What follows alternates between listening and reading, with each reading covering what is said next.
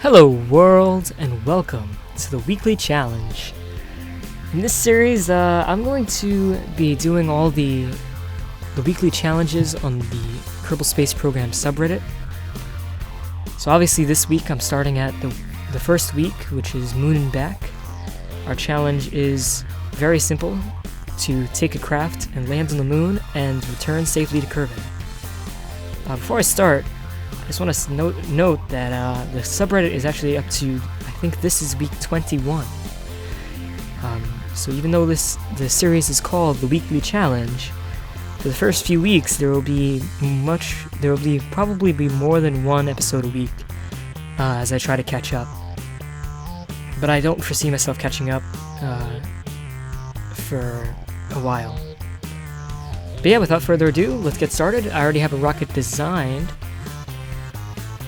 I'm going to go to the map view. I want to land on the moon during a full moon, basically.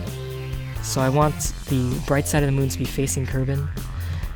So to do that, I want to launch when the moon is about above the terminator, so when it's a half moon. Okay, perfect. It's morning. It's actually, the moon is setting right now on the other side of the planet, so you can't see it right now, but let me just go through the stage design here. We have a simple asparagus design. We have 6 liquid fuel boosters. The central stack is our main stage. It's just 3 3-meter fuel tanks with the larger engine, and we have a very simple lander, just a normal sized fuel tank with 3 landing legs, an SAS, and obviously my capsule. Jebediah is our pilot. Crazed, adventure crazed astronauts. He's quite a guy, ain't he? I'm gonna turn the SAS on. I'm gonna put the thrust at like 90%. And here we go.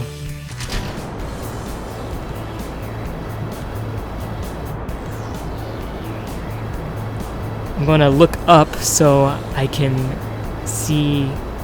If you actually point your camera to the sky, the game doesn't have to render as much, so you get better frames per second on launch if you just point your camera at the sky. That's because the game doesn't run to the ground. We already lost our first set of boosters. They go out really fast at first. I'm actually going a bit fast. I'm going to slow down. I'm about to lose the second set of boosters as well.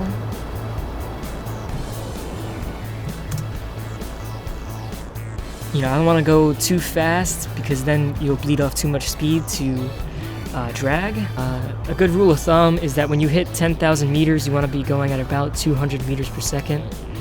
And that's about where we are right now. And I'm going to start my gravity turn. I'm going to lower my throttle and pitch to about 75 degrees. There's our last set of boosters gone. We're at 14,000 feet. I'm going to pitch to around 66 degrees, 66.6 degrees exactly.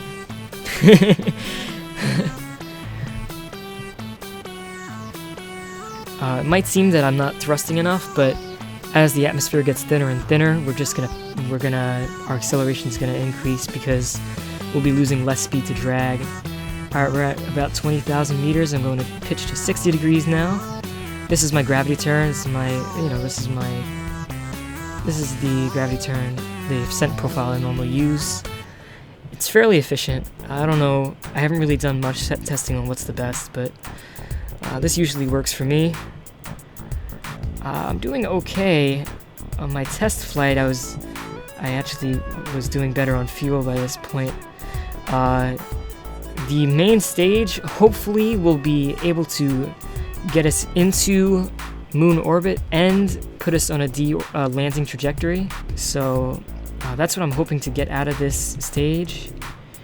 There's a little bit of wiggle room. The lander probably can deorbit itself and land and then return to Kerbin, but that is cutting it really close, and I'd probably have to do a major suicide burn. Alright, we're above the atmosphere now. Our apoapsis is above the atmosphere, so I'm going to cut thrust and just coast for a bit. I actually wasn't paying attention, and I got to 80,000 meters. I usually cut off right when I get above the atmosphere, because the lower your parking orbit is, the more fuel efficient it is. That's just a general rule of thumb you want to follow. Stay in low parking orbits, because you're just wasting fuel, bringing your whole craft up to, for example, 100-kilometer orbit, when really it doesn't make a difference, and you save fuel getting into orbit, and it doesn't take that much more fuel to get to raise your orbit once you're at that height. Yeah, I'm not doing that good on fuel consumption, but I don't know. I got to. Oh, actually, I should start my circularization burn right about now. I gotta get a good 1,200 meters per second to get into orbit, and then another 400 meters per second to get into a TMI. Looking at my fuel, it's a bit close. It should have about 1,200. I'm not sure exactly. This is all guesstimation, but it should have about 1,200 meters per second in it now. So I'm gonna get a little closer to my apoapsis, and then I'm gonna burn some more. You always want to stay as close to your apoapsis as much as possible, because your fuel is more efficient.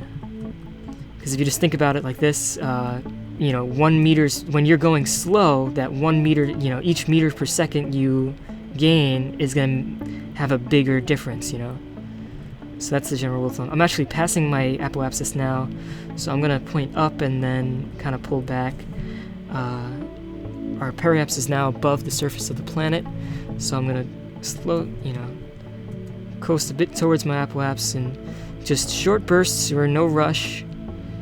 You always want to burn right at your apoapsis. Perfect. And now I'm in a perfectly circular orbit. So now all I have to do is wait for the moon to rise, because from a low Kerbal parking orbit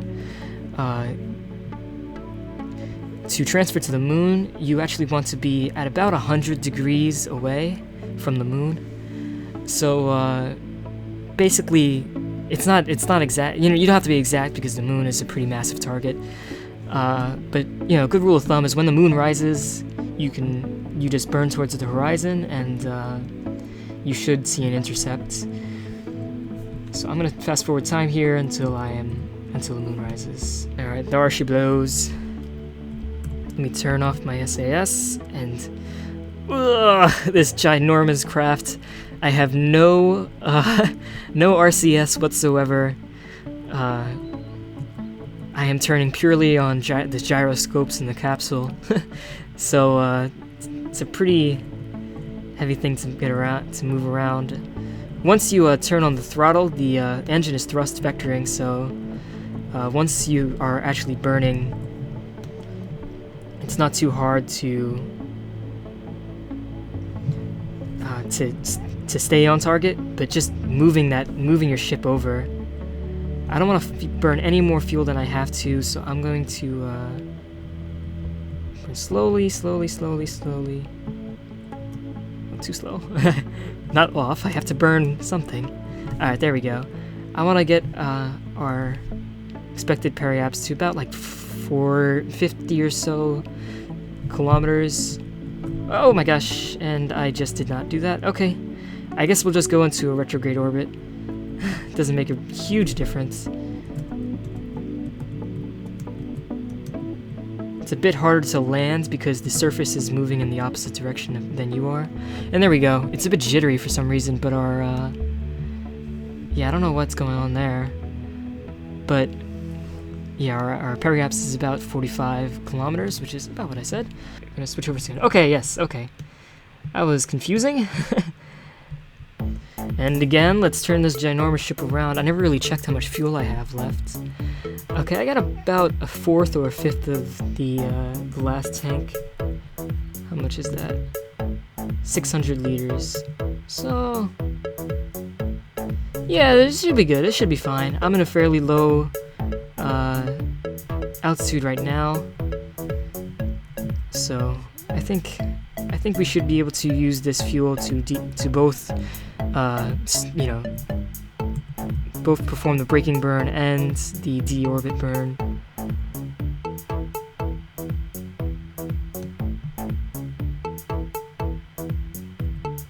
Alright, now we're in a 50 by 40 kilometer orbit. It has a bit of an inclination and a bit of eccentricity, but you know, this is just a temporary thing, so we don't really care. Well, I don't really care. If you guys care, well, that's just too bad. So I am going to time warp to the dark side so we can perform our braking burn and land on the light side. And once again, I gotta pitch this ginormous ship over to its side. I really only fly by a nav ball for the most part. I could probably actually do a Scott Manley did a video where he landed on the moon and returned to Kerbin with only using IVA, and though it's a bit challenging, if you can do it in the normal view, you can probably do it in IVA. The only really big concern is obviously landing is going to be difficult, and also knowing if your intercepts are right. But I mean, just with some simple math, you can figure out the speed for, you know, the right meters per second that you need for your intercept burn, and I just totally effed that up. I was not paying attention. I totally just killed all our horizontal velocity, and that's not good. I want to come in at a shallow angle. I don't want to be coming straight down, because that's not as it's not as fuel efficient. Shit. And I also didn't want to land on the night side. Either way, I'm out of fuel in this stage. Let's just say goodbye to that. Oh, did something crash? I can't see. I'm actually, yeah, I really hate landing the night side, so I am going to launch this engine. I really just can't stand doing nighttime landings.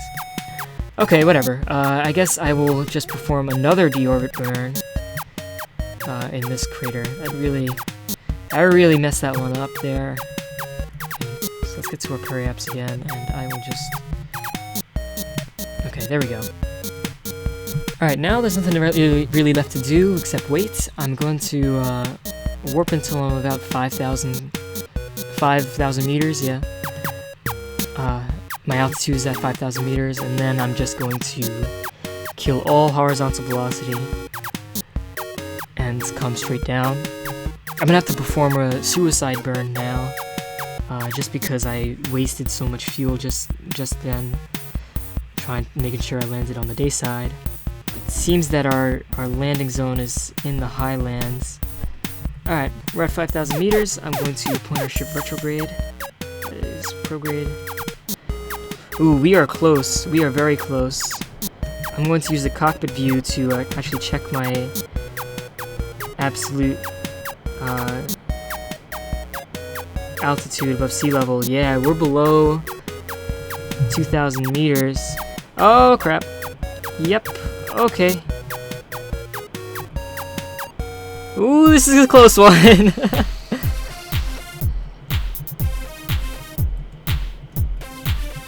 Oh wow, this is actually perfect.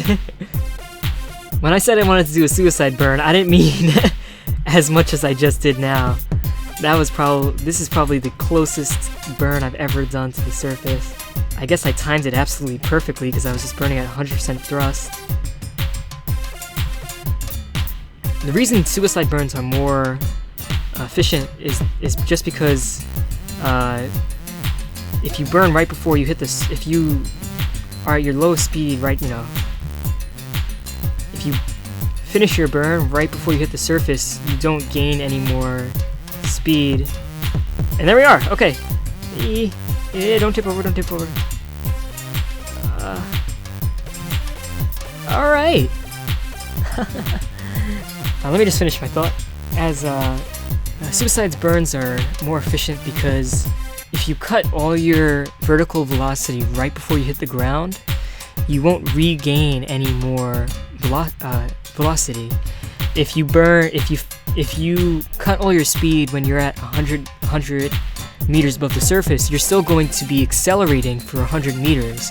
So you're losing more and more fuel, or more and more delta V to gravity.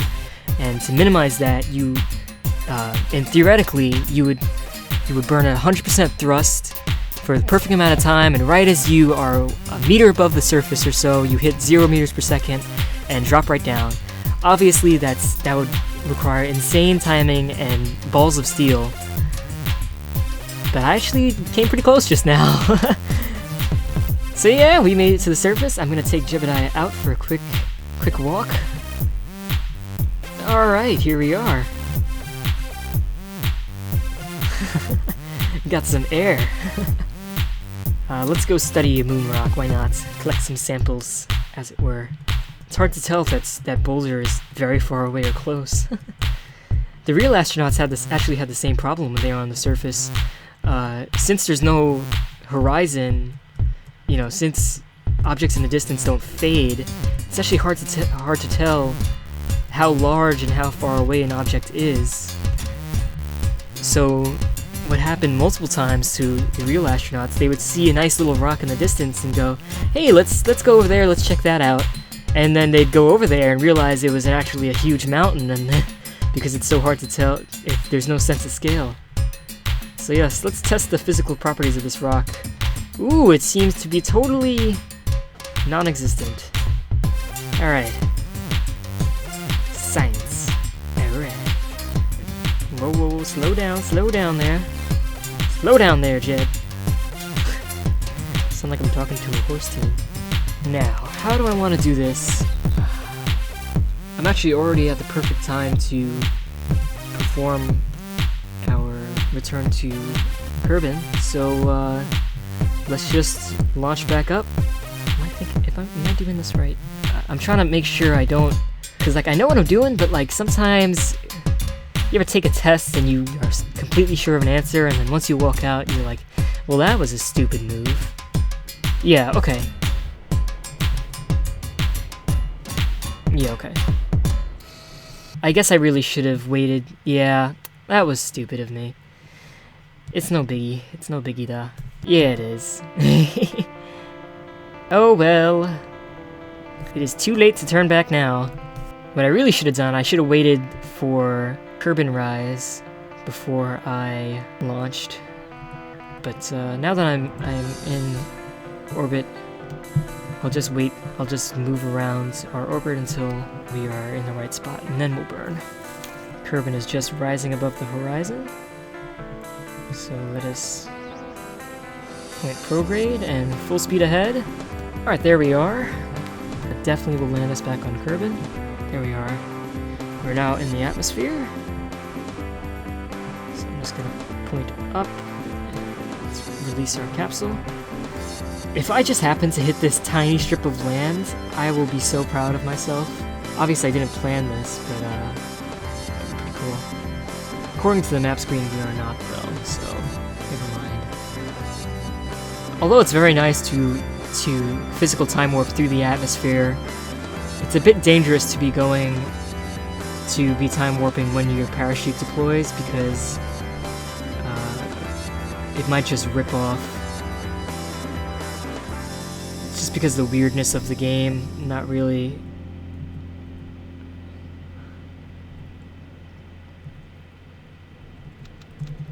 Oh, our parachute's ripped off. Holy guacamole. I was about to say, hey, where are our parachutes? And I realized that they were not there. And I don't know why. Well, that is disappointing. However, I'm not actually going for the flares, and I can honestly say to myself that we completed this challenge, and if it were not for that weird occurrence that just happened, we would have returned safely to Kerbin. But yeah, Jebediah will be missed. A horrible, horrible event just occurred.